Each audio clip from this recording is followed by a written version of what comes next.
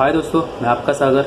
आज हमारा जो टॉपिक है हीटिंग के ऊपर, जैसे कि डेस्कटॉप हीट होके बंद होते हैं। कभी कभार डेस्कटॉप में आपके ऑल इन वन में या लैपटॉप में कभी बीप आता है, उसका इशू क्या होता है, या लैपटॉप की कभी हीटिंग इशू होते हैं या फ़ैन वर्किंग नहीं होता है, तो उसमें क्या प्रॉब्लम होते हैं, हम लोग उसको कैसे फेस कर सकते हैं, उसका सोल्यूशन क्या हो सकता है। ओके, तो आज हम बात करेंगे इन टॉपिक के ऊपर। Okay, second thing, hard disk क्या होती है, मतलब एक्सटर्नल हार्ड डिस्क हम लोग कैसे यूज़ कर सकते हैं, किस ज़रिए हम लोग यूज़ कर सकते हैं। या तो हमारा पुराना हार्ड डिस्क जो लैपटॉप का है वो निकाल के हम लोग को दूसरा हार्ड डिस्क हम लगा रहे हैं, या ऐसे हम लोग अपग्रेड कर रहे हैं, तो वो हार्ड डिस्क हम लोग क्या कर पाएंगे। तो आप उसको एक्सटर्नल हार्ड डिस्क के जैसे आप उसको यूज़ कर सकते हो। ओके, तो आज का टॉपिक जो हमारा है, आज हम लोग 3-4 टॉपिक के ऊपर बात करेंगे। जैसे कि मैंने आपको बताया कि डेस्कटॉप के बीप आ रही है, डिस्प्ले नहीं आ पा रहा है। ओके, सेकेंड थिंग, आपके लैपटॉप का जो इशू है, समथिंग का हीट हो रहा है, गर्म होकर बंद हो रहा है, उसका जो पुराना हार्ड डिस्क है, साटा हार्ड डिस्क है, आप उसको कैसे एक्सटर्नल ड्राइव जैसे यूज़ कर पाओगे। ओके, तो आज का हमारा टॉपिक यही है। तो अभी हम बात करेंगे इन टॉपिक के ऊपर। चलिए देखते हैं। जो हमारा जो पहला ऑप्शन जो है वो हीटिंग इशू है। ठीक है, तो हीटिंग इशू कैसे हम लोग को सॉल्व करना पड़ेगा। जैसे लैपटॉप या डेस्कटॉप में आपका हीटिंग का इशू है, तो ठीक है, आपको वो बेहतर जाऊँगा कि आपको क्या करना पड़ेगा इसके लिए। जैसे कि आपका हीटिंग का इशू है, तो आपको सबसे पहला लैपटॉप या डेस्कटॉप पहला सर्विस करना पड़ेगा उसके लिए। जैसे आपका लैपटॉप का हीटिंग का इशू आता है या आपका डेस्कटॉप का हीटिंग का इशू आता है, क्यों आता है? आप सर्विस नहीं करते, उसको प्रॉपरली मेंटेन नहीं रख पाते, इसकी वजह से। आप देख सकते हैं, मैं आपको अभी दिखाना चाहता हूँ इसमें कि आपका क्या इशू होता है उसमें। देखिए, अभी डेस्कटॉप में आपका मोस्ट ऑफ कितना डस्ट होता है। ओके, आप सर्विस नहीं कर पाते हो, जो भी डस्ट आपका आता है फैन की वजह से सब आपके सीपीयू के ऊपर अटैच हो जाता है। आप देखते हैं फिर आपका हीटिंग इशू क्रिएट हो जाता है, लैपटॉप का हो डेस्कटॉप का भी हो। आपको हर मिनिमम आपको साल में डेस्कटॉप या लैपटॉप को 3 बार सर्विस करना बहुत ज़रूरी है। उसकी वजह से आपका लैपटॉप का मेंटेनेंस बहुत अच्छा होता है, हीटिंग इशू भी क्रिएट होते नहीं है जैसे कि डस्ट की वजह से। ठीक है, सेकेंड थिंग मैं बताना चाहता हूँ कि देख सकते हो आप कि आप उसको सर्विस नहीं करते हो, कभी ओपन करके देख भी नहीं पाते हो। ठीक है, आप इतना बिजी हो तो आई नो हम समझ सकते हैं, पर कभी कभार क्या होता है कि हम लोग को हमारा सिस्टम देखना बहुत ज़रूरी है। जब प्रॉब्लम क्रिएट हो जाता है तब हम लोग सिस्टम को देखते हैं कि अरे यार क्या करना चाहिए क्या नहीं करना चाहिए। तो मैं आपको बताना चाहूँगा कि आप एक बार सीपीयू को हर 3 महीने बाद एक बार ओपन करके देखिए कि क्लीनअप है नहीं है, फैन के ऊपर डस्ट है नहीं है। ये आपको बहुत ज़रूरी है, इम्पोर्टेंट चीज़ है, ये आपको करना ही पड़ेगा, क्योंकि आप डेस्कटॉप या लैपटॉप यूज़ करते हो। आपके लैपटॉप और डेस्कटॉप के मेंटेनेंस के हिसाब से हम लोग बात करना चाहते हैं। आपको कुछ करना नहीं है, ओनली आपको एक नॉर्मली हार्डवेयर में जाके बर्श बर्श खरीद मतलब बाय करना पड़ेगा। एक नॉर्मली आपको हार्डवेयर में जाके एक 2 इंच का बर्श आता है। ठीक है, आप वो खरीद कर आपको उसको साफ करना पड़ेगा, बाकी कुछ नहीं है। आप देख सकते हो कि आप ऐसा उसको क्लीन अप करोगे तो बेटर रहेगा, आपका सीपीयू वगैरह आपका मेंटेनेंस भी अच्छा रहेगा और आपका डेस्कटॉप भी अच्छा चलेगा, और आपको रिपेयरिंग के लिए भी ज़्यादा प्रॉब्लम फेस नहीं करने पड़ेंगे।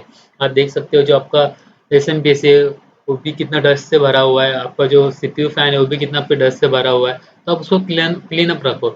ये क्लीन अप होने के बाद आपका जो फैन है निकालने के बाद आपको सीपीयू के ऊपर भी आपका जो डस्ट होता है वो आपका निकल जाता है। ठीक है, उसके बाद आपको प्रॉपर क्लीन अप होने के बाद आपको एक, जैसे कि अभी आप देख रहे हो कि जैसे हम लोग क्लीन अप करने के बाद जब हम लोग प्रोसेसर देखते हैं, तो इसके ऊपर आप हीट सिंक लगाना आपको ज़रूरी होता है, क्योंकि फ़ैन के नीचे प्रोसेसर के ऊपर जो हीट सिंक होता है उसकी वजह से आपका प्रोसेसर कूल होता है, एक कूलिंग मास्टर होता है। ठीक है, तो आप उसको लगा सकते हो, और ये आपको लगाना ही है, बहुत ज़रूरी है। जब भी आप सर्विस करते हो एक बार, तो हीट सिंक पेड्स आप एक बाय कर लीजिए हार्डवेयर में जाके। आप वहाँ से आप उसको हार्डवेयर में बाय करने के बाद आप उसको यूज़ कर सकते हो एकदम ईजी टू वे से। ठीक है, जैसे आप करते हो आपको एक बार फैन अटैच करना है, बस आपको कुछ करने की जरूरत नहीं है। और लैपटॉप मोस्ट ऑफली आप फैन देख रहे हो तो आपका डस्ट कहाँ पर होता है। ठीक है, जैसे कि आप देख रहे हो यहाँ पर आपका डस्ट हो जाता है, सेकंड थिंग यहाँ से आउट होता है, तो यहाँ से भी आपका डस्ट यहाँ पर हो जाता है। तो अब जितना आपके लैपटॉप को भी प्रॉपरली क्लीन अप रखोगे, अच्छे से प्रॉपरली आप उसको यूज़ करोगे, ठीक है, तो आपके लैपटॉप में भी हीटिंग के इशू प्रॉब्लम सॉल्व हो जाएंगे। जैसे मैं आपको बता रहा हूँ। ठीक है, जैसे कि आप देख रहे हो इसको प्रॉपरली आपको करना आता है तो आप कर सकते हो घर पे, या तो आप किसी सर्विस सेंटर या आपके नियर बाय जो स्टोर है वहाँ पर जाके आप उनको बोलिए एक बार सर्विस कर लीजिए। उतना मेंटेनेंस तो आप कर ही सकते हो लैपटॉप और डेस्कटॉप के ऊपर। ठीक है, तो एकदम प्रॉपरली आप उसको क्लीन अप रखोगे, प्रॉपर आप उसको मेंटेन करोगे, तो आपके लैपटॉप और आपकी जो टेक्नोलॉजी आपके पास जो आप यूज़ कर रहे हो, आपको उसके लिए और ज़्यादा इन्वेस्टमेंट करने की ज़रूरत नहीं पड़ेगी इन फ्यूचर, क्योंकि आपका जो आप उसको मेंटेन प्रॉपर रखते हो तो आपका वर्क भी उतना अच्छे से हो जाता है। ओके, जैसे हम लोग बोलते हैं गाड़ी के हिसाब से, जैसे आप देखते हो जो फैन का आउटडोर होता है, ठीक है, तो यहाँ पर भी डस्ट होता है। ठीक है। तो आपको क्या करना पड़ता है, आपको यूज़ करनी, आपको तो मोस्ट ऑफली क्लीनअप या लैपटॉप ओपन करने नहीं जमेगा। ठीक है, तो आप जैसे कभी-कभार हम लोग खुद भी कर लेते हैं ऑन करके, तो मैं आपको बताना चाहूँगा कि आप खुद भी कर सकते हो, कोई इश्यू नहीं है, सिर्फ प्रॉपर्ली आपको ओपन करना है और एक ब्रश से आपको प्रॉपर्ली उसको गाइड करके आपको एकदम क्लीनअप, प्रॉपर क्लीनअप करना है। ये थ्रेड वगैरह जो होता है, मतलब समथिंग इसकी जो लॉक्स होती है टूटना नहीं चाहिए, ब्रेक नहीं होना चाहिए। ठीक है, इसके लिए मैं आपको बता रहा हूँ, ये सब एकदम प्रॉपर्ली आप एक बड़े टेबल के ऊपर आराम से कर सकते हो, वहाँ पर कोई बच्चे लोग नहीं आ पाते उसकी वजह से, तो आप वहाँ पर बहुत प्रॉपर्ली काम कर सकते हो। ठीक है, और इसके लिए आप सेकंड थिंग, आप इसमें कूलिंग पैड भी यूज़ कर सकते हो। ठीक है, कभी-कभार आपका फ़ैन का इश्यू है, ओके, क्लीनअप होने के बाद भी कभी-कभार हम लोग का बहुत पुराना लैपटॉप होता है, उसका फ़ैन वर्क नहीं होता है, कभी-कभार आपको क्लीनअप होने के बाद कुछ टाइम के बाद आपको ऐसा लगता है कि यार थोड़ा-सा ज़्यादा है और एक कुछ मैं फ़ैन लगा सकता हूँ क्या? तो आप उसके लिए एक्सटर्नल कूलिंग पैड ले सकते हो। ओके, मैं आपको बता दूँगा कि कूलिंग पैड कैसे करके दिखा दे रहा हूँ। ठीक है, ये आपका कूलिंग पैड रहेगा। तो आप इसको भी यूज़ कर सकते हो, तो आप ये प्रॉपर्ली हर चीज़ कर पाओगे तो आपका हीटिंग का इश्यू सॉल्व हो जाएगा। ओके दोस्त? ओके दोस्त? जैसे कि दोस्तों, अभी हमारा जो सेकंड पार्ट है वो है डिस्प्ले के बारे में। ठीक है, डिस्प्ले में जैसे कि आपका डिस्प्ले का इश्यू हो रहा है, ठीक है, तो उसमें आप क्या करोगे? जैसे नो सिग्नल आ रहा है या आपका डिस्प्ले नहीं आ रहा है, तो आपको क्या करना है, पहले तो आपको एक चीज़ करना है कि पहले आपका, जैसे कि आपका ये ऐसा एरर आ रहा है, ठीक है, कभी हुआ डिस्प्ले के ऊपर, तो आपको सबसे पहला लैपटॉप के ऊपर एरर ऐसा मोस्ट ऑफली आ जाता है, बट डेस्कटॉप के ऊपर मोस्ट ऑफली जो आपका आता है नो सिग्नल करके आ जाता है डिस्प्ले। तो आपको दोनों के लिए क्या करना पड़ेगा, कभी कभार आपका डिस्प्ले के ऊपर लाइनिंग आ जाती है, जैसे कि ये आपको लाइनिंग आ रही है ऑन करते समय, तो इसमें क्या प्रॉब्लम रहेगा, या नो सिग्नल या डिस्प्ले नहीं आ रहा है, तो आपको क्या करना पड़ेगा, एक बार आपका वीजीए डेस्कटॉप के लिए निकाल के फिर से कनेक्ट करके देखना पड़ेगा। जैसे आप कनेक्ट करते हो प्रॉपरली तो आपका प्रॉब्लम सॉल्व हो जाता है। जैसे कभी कभार आपका वीजे की केबल का इशू होता है, उसकी वजह से आपके सीपीयू में ये प्रॉब्लम होता है, लाइन की वजह से, केबल खराब होने की वजह से। और कभी कभार आपका वो भी चेंज करने के बाद भी आपका सेम इशू आ रहा है, तो आपका क्या इशू हो सकता है, रैम का इशू हो सकता है। तो आपको उसमें उसके लिए क्या करना पड़ेगा, आपका जो रैम है, रैम निकाल के एक बार इरेजर से आपको उसको प्रॉपरली साफ करना पड़ेगा, प्रॉपरली उसको घिस के आपको एकदम प्रॉपरली आराम से, क्योंकि उसके जो आईसीस होते हैं वो डैमेज नहीं होने चाहिए, एकदम प्रॉपरली आपको करना है, जितने भी आपके रैम है सीपीयू ओपन करके आपको प्रॉपरली, जैसे आप एकदम आराम से करते हो, उसके बाद आपको फिर से प्रॉपरली उसमें रैम फिट करना है। जैसे आप रैम फिट करते हो तो आपको एक बार ऑन भी करके देख दो, रैम भी आपको एकदम प्रॉपरली फिट करना है। आपका जो जो सॉकेट होता है, जो स्लॉट होता है, वो प्रॉपर आप फिट नहीं करोगे तो आपका रैम भी डैमेज हो जाता है। तो आपको रैम डैमेज नहीं करना है, आपका रैम डैमेज हो जाएगा तो आपको डिस्प्ले भी नहीं आएगा और आपके सीपीयू का और प्रॉब्लम क्रिएट हो जाएगा। ओके, तो ये मैं आपको बताना चाह रहा हूँ। इसके बाद जैसे मैं बता रहा हूँ, एक बार आपको फिर से पूरा सिस्टम निकाल के आप उसको करोगे तो आपको बेटर है, क्योंकि आपका जो रैम स्लॉट है वो आपका प्रॉपर फिट हो जाएगा। हम लोग क्या करते हैं कि मदरबोर्ड के अंदर ही, सीपीयू के अंदर ही फिट कर देते हैं, तो कभी कभार वो प्रॉपरली फिट होता नहीं है। आप कभी कभार सीपीयू ऑन कर देते हो तो कभी कभार आपका रैम स्लॉट शॉर्ट होने के कारण आपका मदरबोर्ड भी शॉर्ट हो जाता है, आपका ग्राफिकल भी शॉर्ट हो जाता है। तो उसकी वजह से आप एक बार उसको प्रॉपरली, एक बुक नीचे रखिए टेबल के ऊपर, उसके ऊपर आप प्रॉपरली मदरबोर्ड के स्क्रू वगैरह सब प्रॉपरली ओपन करके मदरबोर्ड आप आपके पास सामने रखिए, उसको प्रॉपर क्लीन कर दीजिए एक बार फिर से, पूरा फैन वगैरह भी एक बार आप क्लीन कर लो प्रॉपरली, जो वायर है एक बार असेंबल रिसेंबल आपका वैसे ही हो जाएगा। एक बार फिर से आपका सिस्टम मतलब रीसेट हो जाता है हार्डवेयर के हिसाब से। ठीक है, तो आप एक बार प्रॉपरली उसको आप रैम फिट कर दीजिए, जैसे आप रैम फिट वगैरह करते हो प्रॉपरली, क्योंकि आपको पता होता है कि आप प्रॉपर लगा रहे हो करके, क्योंकि आपको सीपीयू के अंदर इतना प्रॉपरली गाइड नहीं होता है कि नहीं यार मैं प्रॉपर लगा रहा हूँ, नहीं लगा रहा हूँ, लॉक हो रहा है नहीं हो रहा है। जैसे कि उसके लॉक्स होते हैं, जैसे मैं बता रहा हूँ आपको, जैसे कि उसके लॉक्स होते हैं, ये लॉक होना भी बहुत ज़रूरी होता है यहाँ पर। ठीक है, ये लॉक नहीं होते, आप डायरेक्टली लगा देते हो अंदर के अंदर, तो आपके प्रॉब्लम क्रिएट हो जाते हैं, डिस्प्ले के भी और आपके हार्डवेयर के भी प्रॉब्लम क्रिएट हो जाते हैं। तो आपका जो मदर रैम का स्लॉट भी रहेगा तो आपका रैम स्लॉट भी आपका खराब हो सकता है, क्योंकि यहाँ पर जो आईसीस होते हैं, ये आपको आईसीस मैं आपको दिखा देता हूँ चीज़, तो ये देखिए, ये दिख रहा है, ये जो आपके आईसी है, ये आपका एक भी डैमेज हो गया तो आपका रैम पूरा शॉर्ट हो जाएगा और इसकी वजह से आपका मदरबोर्ड भी खराब हो जाएगा। तो मैं आपको बोलना चाहूँगा कि ये आप कभी गलती मत करना डायरेक्टली लगाने की, आपको आता है तभी आप करना, ये तो मोस्ट ऑफली आप लगाना ही मत, एक पूरा सिस्टम ओपन करके आप उसको एक बार फिर से रीअसेंबल कर लीजिए, तो आपका प्रॉब्लम इसमें सॉल्व हो जाएगा। ओके, एकदम प्रॉपरली आप करोगे तो आपका जो प्रॉब्लम है एकदम सॉल्व हो जाएगा। ठीक है, बाकी आपको कुछ करने की जरूरत नहीं है और आपका डिस्प्ले का प्रॉब्लम सॉल्व हो जाएगा, आपका डिस्प्ले प्रॉपरली आ जाएगा। जो मैं आपको बता रहा था कि जो आपका ये भी, जो आपका ये डिस्प्ले आ रहा है, जो नॉर्मल लैपटॉप के ऊपर भी आ रहा है और आपका सीपीयू के ऊपर भी आ रहा है, तो आपका ये भी प्रॉब्लम सॉल्व हो जाएगा। कभी कभार इससे भी प्रॉब्लम सॉल्व नहीं हो रहा है तो मतलब आपका रैम स्लो, रैम जो है आपका शॉर्ट रैम हो चुका है, मतलब आपका रैम खराब हो चुका है।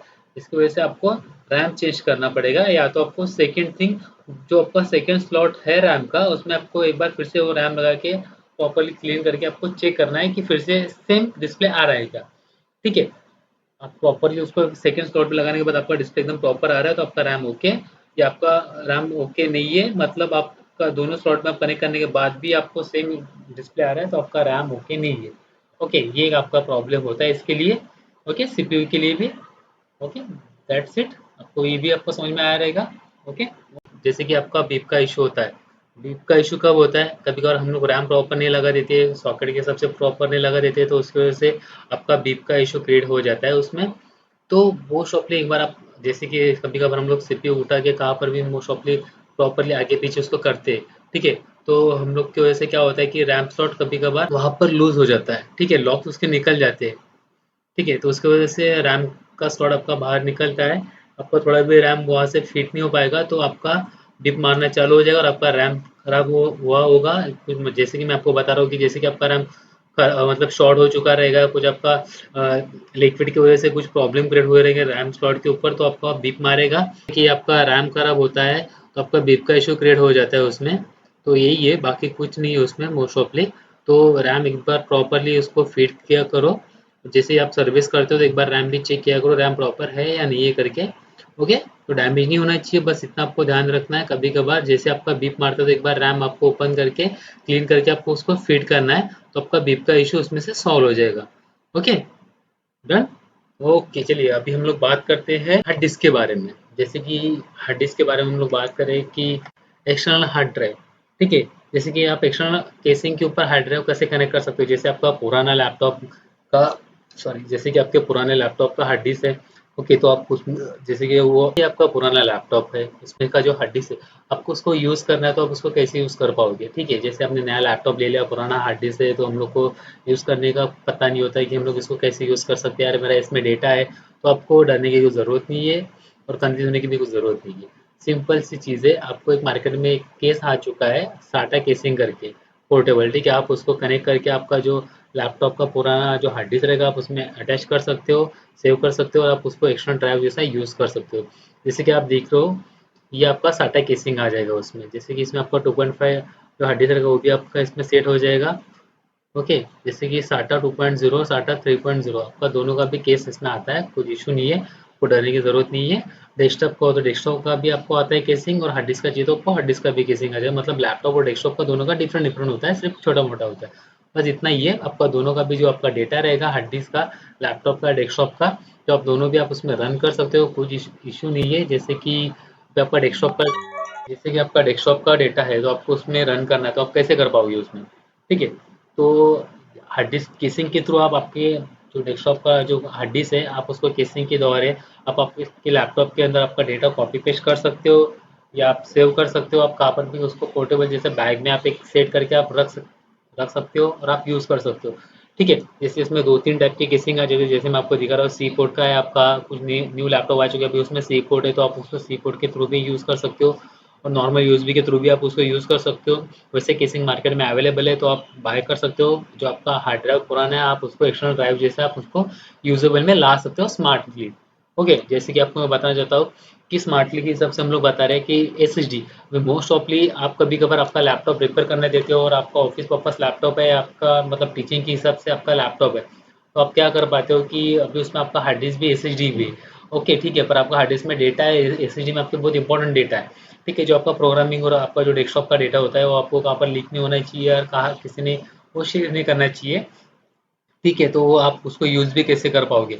तो आप एसएसडी आपका जो लैपटॉप के अंदर का आप जब रिपेयर करने जाते हो तो आप वहाँ से उनको बोल सकते हो कि मुझे एसएसडी मेरा उसमें बहुत इंपॉर्टेंट डेटा है, मैं आपको नहीं दे सकता हूँ, या नहीं दे सकती हूँ। तो आप वो रिटर्न लेके आप आपके एक यूएसबी, जैसे मैं आपको बता रहा हूँ कि एक पोर्टेबल केसिंग आता है वो भी एनवीएनवी का। ठीक है, तो आप इसमें भी आप उसको कनेक्ट करके आपका जो जो टाइम है वो आपका टाइम बच जाएगा, ऑफिस पर्पज़ का भी जो आपका डेटा है वो आप एक्सटर्नल कुछ सेकेंडरी आप कुछ लैपटॉप या डेस्कटॉप यूज़ करते हो तो आपको वो यूएसबी थ्रू आप उसको कनेक्ट करके आप उसको रन कर सकते हो, और जो आपका डेटा है वो आपको आप उसको रीड कर सकते हो। ठीक है, तो मतलब आपका जो स्मार्ट वर्क है आप इसमें भी कर रहे हो। ठीक है। जो कि आपका रिपेयर करने आपने दे चुके हैं, तो आपका वर्क थोड़ा सा स्टॉप हो चुका है, तो आपको इम्पोर्टेंट डेटा है, आपका कोई डील है, या आपको कुछ बॉस को प्रेजेंटेशन देना है, क्योंकि आपका डेटा टोटली या हार्ड डिस्क के अंदर है या ईसीजी के अंदर है, तो आप उसको कैसे यूज़ कर पाओगे। तो मैं आपको बताना होगा कि आप इस तरह आप उसको यूज़ कर पाओगे। आपका जो टाइम है, आपका टाइम भी बच जाएगा और आप स्मार्टली आपका वर्क भी कर पाओगे इसमें। ठीक है, तो इसमें भी आपको दो टाइप के आ जाते हैं, जैसे केसिंग, हार्ड डिस्क केसिंग में मैं आपको बता रहा हूँ कि ऐसे आपको केसिंग आ जाएगी। ओके, दैट्स इट, इतना ही है। आपको हाइपर होने की कुछ ज़रूरत नहीं है। डेटा कभी कभार आपका होता है कि रिपेयर करने जाते हैं आप लोग, तो वहाँ पर आपको प्रॉब्लम बहुत फेस करने पड़ते हैं। अरे यार, रिपेयर करने दे रहा हूँ तो अभी मेरा डेटा का क्या होगा, मुझे ऑफिस में प्रेजेंटेशन देना है, या जो मैंने प्रोजेक्ट बनाया वो प्रोजेक्ट का इशू है, क्योंकि मेरा डेटा तो सब उसके अंदर है, तो टोटली लैपटॉप डेड है या लैपटॉप का कुछ सॉफ्टवेयर का इशू, तो मैं इसमें कैसे कर पाऊंगा कुछ टाइम के लिए। तो मुझे उसमें जो मेरे प्रोग्रामिंग है वो मैं निकाल के दूसरे सेकेंडरी में यूज़ तो कर पाऊँ। तो मेरा काम जो पेंडिंग है वो मैं फटाफट क्लियर करके, ऑल क्लियर करके मैं मेरे बॉस के सामने प्रेजेंटेशन को दे पाऊँ। तो इसके लिए आप ये ऑप्शन यूज़ कर सकते हो। आप एक्सटर्नल ड्राइव के साथ आपका डेटा कॉपी पेस्ट करके सेकेंडरी आप लैपटॉप या डेस्कटॉप में ऐड करके सेव करके आप आपका जो वर्क है आप वो कंप्लीट कर सकते हो। तो आपका स्मार्ट वर्क हो जाएगा। ओके, तो आपको ये वीडियो कैसे लगा, आप प्लीज़ मुझे लाइक और शेयर और कमेंट करके मुझे प्लीज़ बताइए। Okay, take care.